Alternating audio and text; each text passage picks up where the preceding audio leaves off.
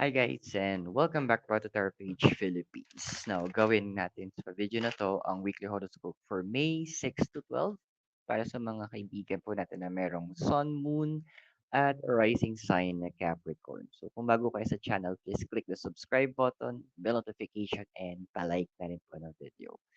And kung favor, kung pwedeng pakishare na rin po ito ang video na to sa social media accounts nyo, pati po sa mga group chats nyo. Remember po na yung mga readings are for guidance purposes, so may free will tayo, use it wisely. At kung gusto niyo pong malaman kung ano po yung sun, moon at rising sign nyo po sa dulo ng video natin, meron tayong link para dito para ma-benefit pa kayo doon. For private readings, send me a message po in Spellworks. Send me a message sa ating Facebook page. The link is sa description ng ating video. And for those who would like to also share or donate, you can send it via GCash or Maya. The numbers at the bottom of the screen. And also, you can use the join button or yung thanks, yung heart.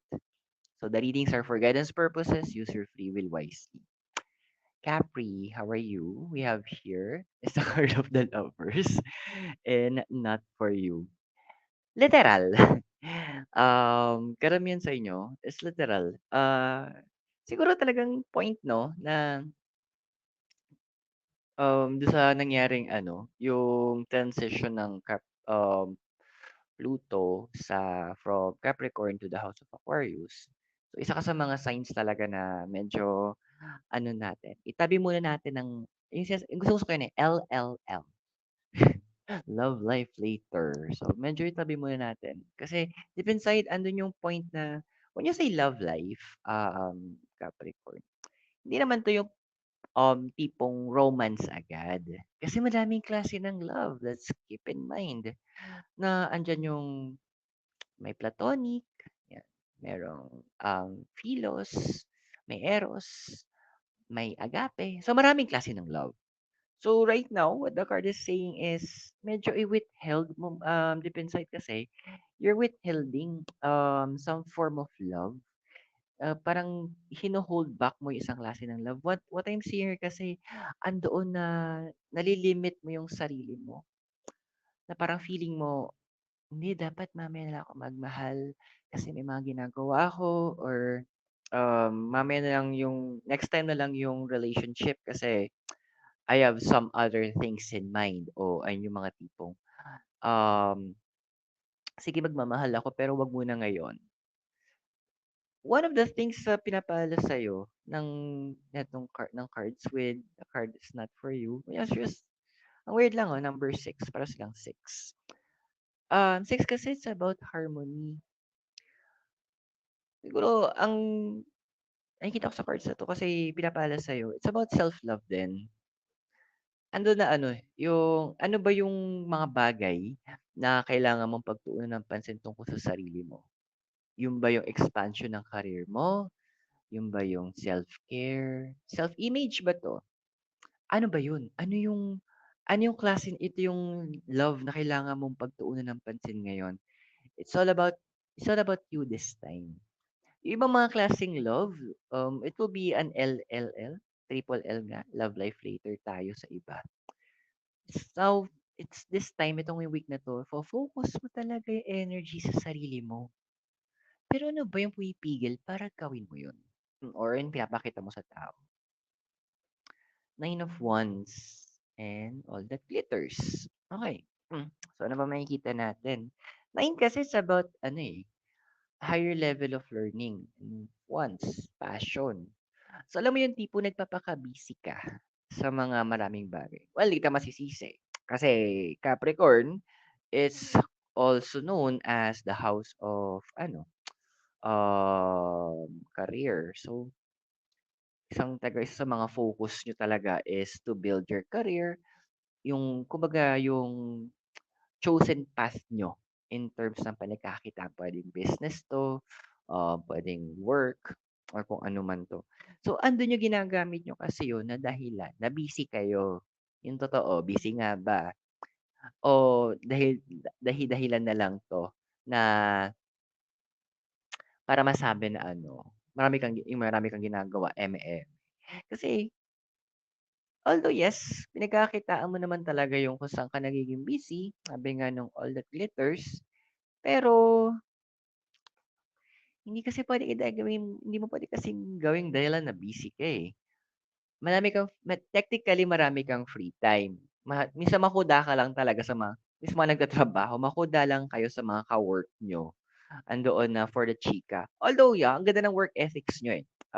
Nakikita ko dito Capricorn, na work is work. Pero kapag andun yung point na halos nagagawa mo na yung sabihin natin sa bucket list ng gagawin mo responsibility sa araw na yon, 10, nakakapito ka na, nakakawalo ka na, andun na medyo naglalaylo ka. Tapos pinipilit mo na medyo maging light yung work environment, medyo konting happy-happy. Tapos hanggang ending, yung social battery mo, ayun, nade-drain. Kaya mo siya ginagawa para kumbaga ma-divert. Alam mo yung okey yun, eh. Wala akong nakikitang masama. May mga tao lang talaga na hindi nila maa-appreciate yun. Kasi para sa kanila work is work lang. So, you're just trying na magkaroon ka ng work-life balance. So, wala namang masama dun, pero wag naman masyadong busy. Uso din naman maging happy-happy, ha? Tingnan natin ano bang one of your crowning cards? Ayun, yung nga daldal, happy-happy, tsaka new life. So, ayun katuwa lang kasi ayusin natin yung camera. Ayan. Nakakatuwa kasi with this card, 3 kasi sa ano, eh, kinuha yung walis, eh. 3, this is the number of ano, communication and expression. So, si Cups kasi water 'to. So, new life.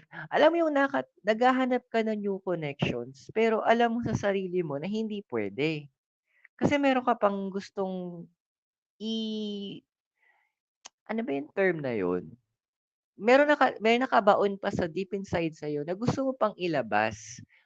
Kumbaga matagal ng ito yung kumbaga this is a part of you na medyo sabihin natin na ilagay sa alanganin or medyo na walang bahala, na isantabi. So, andun yung punto na medyo binibigyan mo 'to ng pansin.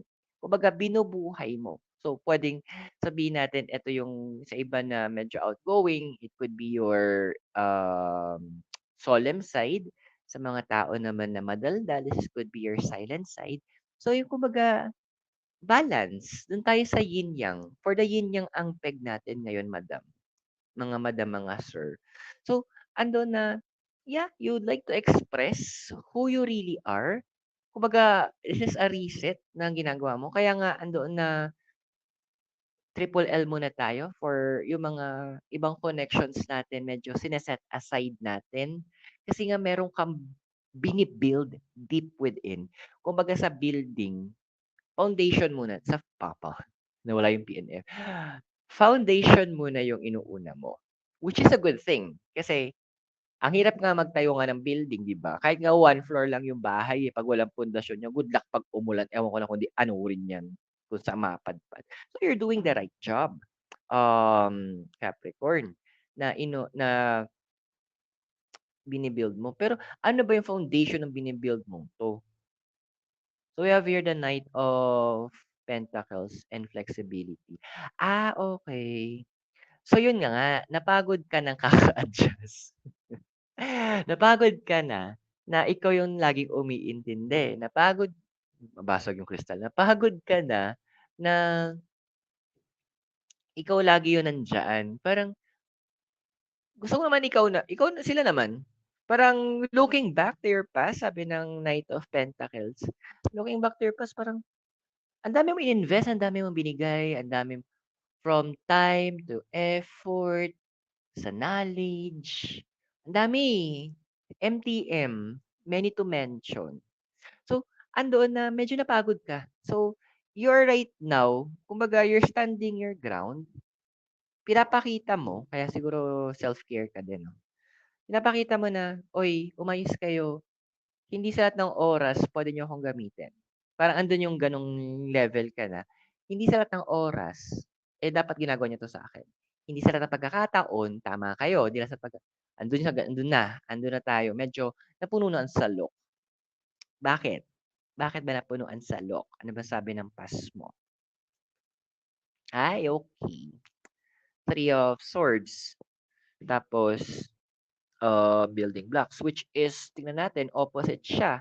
So, dito yung heart, oh, 'di ba nabuo, literal, here na-pierce siya. So, alam mo yung mga tipong in the past, ano tawag dito, parang andun na gusto mong maging seryoso, gusto mong maging vulnerable, gusto mong maging open, ngayon inogag ka, yung parang gusto mo sabihin, "Uy dude, magpapakaseryoso ko ngayon. I'm trying na maging transparent, pinipilit ko na maging open, pinipilit ko na maging maayos." Yung kumbaga, eto yung other side ko.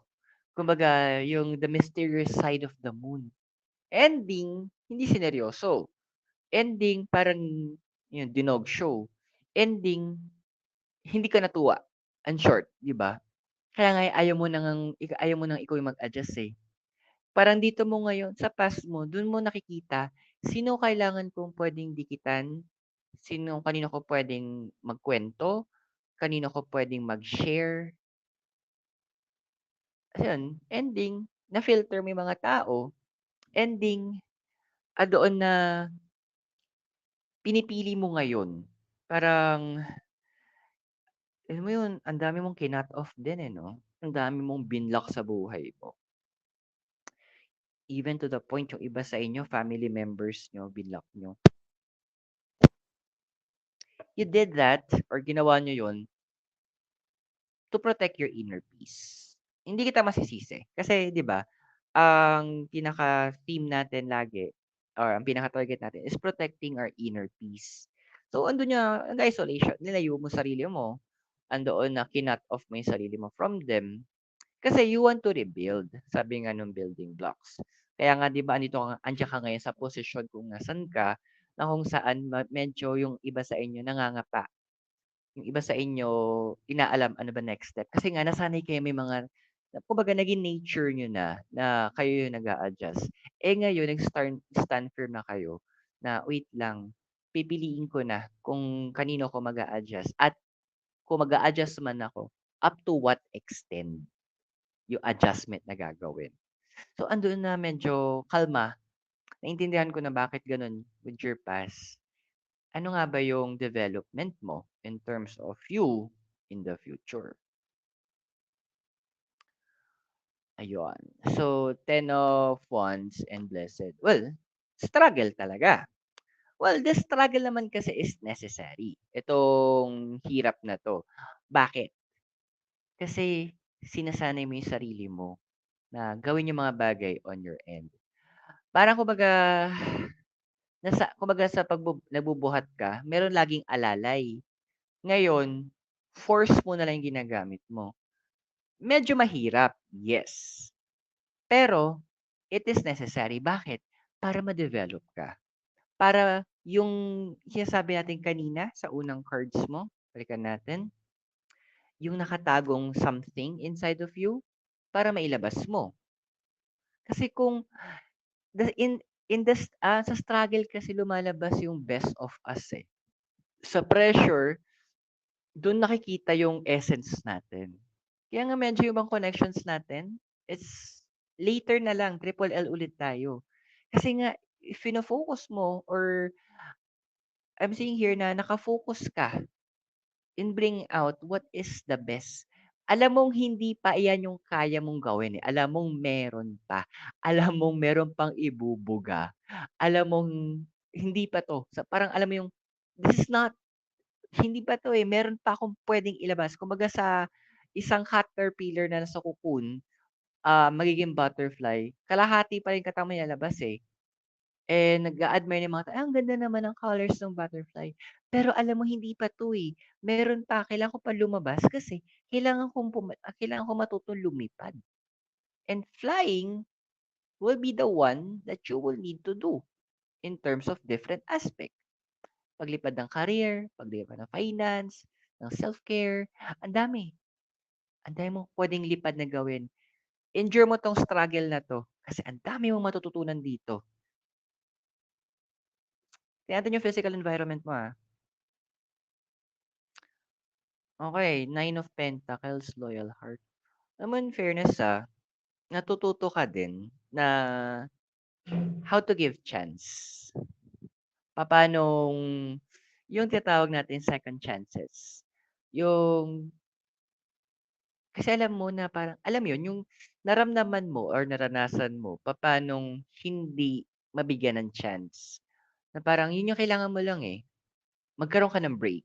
Magkaroon ka ng outlet na, "Hey, I can grow. Bigyan niyo lang ako ng chance. Nagkamali lang ako once.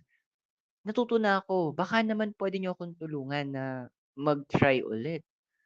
Kasi ginawa mo siya dati, eh, 'di ba nga ikaw yung nag-a-adjust, ikaw yung, nagbibigay. And right now you're asking kumbaga yung point na ginagawa mo, binibigay mo ngayon sa iba. Binibigyan mo sila ng chance na may makinig sa kanila, may maniwala sa kanila, and that's good. At ang gusto ko sa ginagawa mo is nililimit mo. Hindi ka nagso-spoon feed na, "Oh, sige tulungan kita, ito yung ganito, ito yung ganyan." No, andun yung point na kumbaga ang laki para kang kumbaga sa pag-aaral from teacher nung high school, instructor ka in college. Ang laki ng pinagkaiba nun kasi yung teacher literal nagtuturo, bibigay sa'yo lahat from chapter 1 to chapter whatever. Pero instructor, they give instructions, which is yun yung ginagawa mo, which is yun yung style mo ngayon. Nakakatuwa, hindi mo napapansin but you are mentoring people. May mga taong tinutulungan ka para ma-develop nila yung leader within them. Para ma-develop nila yung mga capacity nila, yung gifts nila, yung talents nila, yung skills nila. Tinutulungan mo sila ma-sharpen yun. Hindi mo na napapansin pero you're doing a lot of influence sa mga tao. How is your emotional environment? So we have your Six of Swords and Mending. This is about harmony. Well, andun yung punto na logically, tama yung mga naging desisyon mo. Pero emotionally kasi medyo may times na nagko-question ka do'n sa ginawa mong mga decisions in the past. Parang tama ba?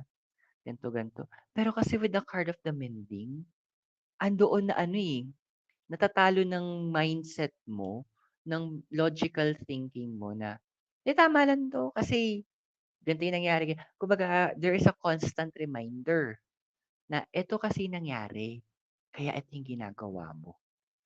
Kumbaga, you learned from the past and andun yung point na nire-remind mo yung sarili mo about the past. Kasi nga sabi nila, history repeats itself. Nangyayari lang ulit ang history kapag hindi natin inaral or hindi natin inalam or inintindi man lang kung ano ba yung nangyari sa past at nagkaganon yun. So ikaw, you took the wisdom. And yung galing kasi the way you are healing, yung karamihan sa inyo sa House of Capricorn, yung pamamaraan ng pag-heal nyo sa sarili nyo is hindi yung tipong hindi sa patawad, although it's part of it, pero yung style mo, take mo as a challenge, di ba? Kasi nga struggle eh. You're taking it as a challenge na, okay, kung nagawa ko na may tulong, kahit walang tulong, magagawa ko to. Kasi alam ko na yung gagawin. Which is very good kasi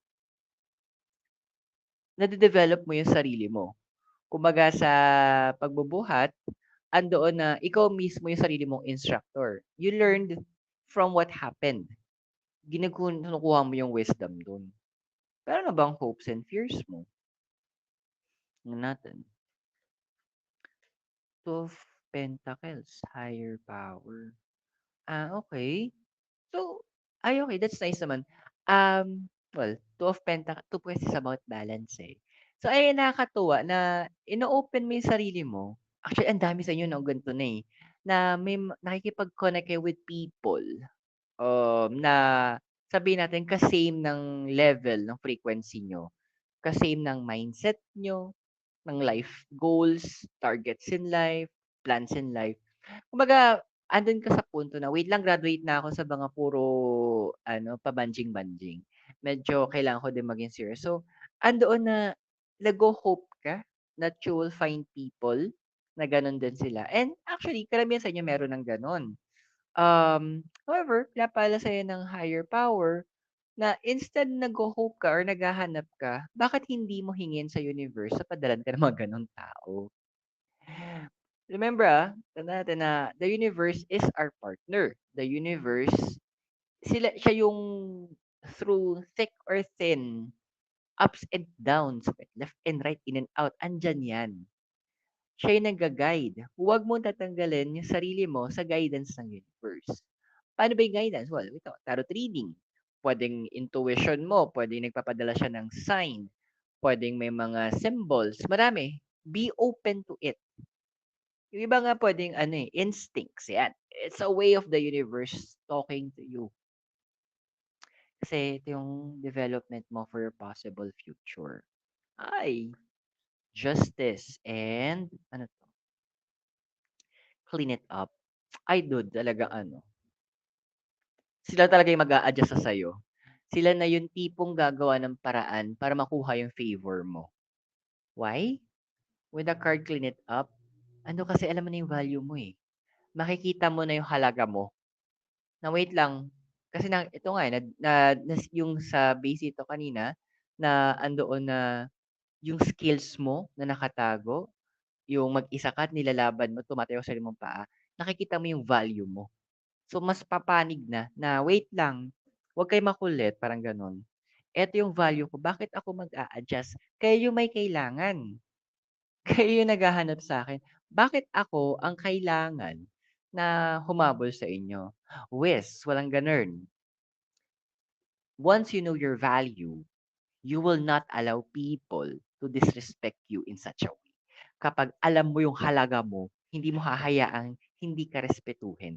Kapag hindi ka respeto, it's as simple as cutting them off. Respect is important right now para sa'yo. Kasi yun yung binibigay mo sa sarili mo.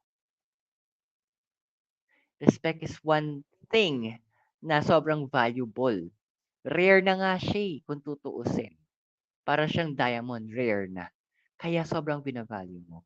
Kaya hindi kita masisisi or kung masisisi yung cards, ba't sinasabi niyang triple L, love life later?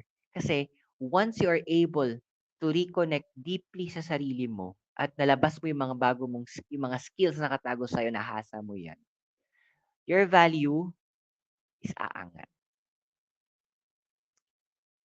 So, I hope nakatulong po yung reading sa kanila. At tandaan yung readings po natin. They are for guidance purposes. Use your free will wisely. And kung bago po kayo sa channel, please click the subscribe button, bell notification, and like this video as well.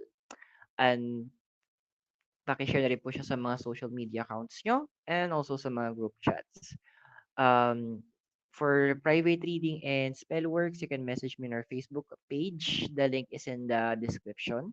At sa nais pong mag-donate to support our channel, you can send via GCash or Maya, the numbers at the bottom part, or use the join button or yung ating thanks button.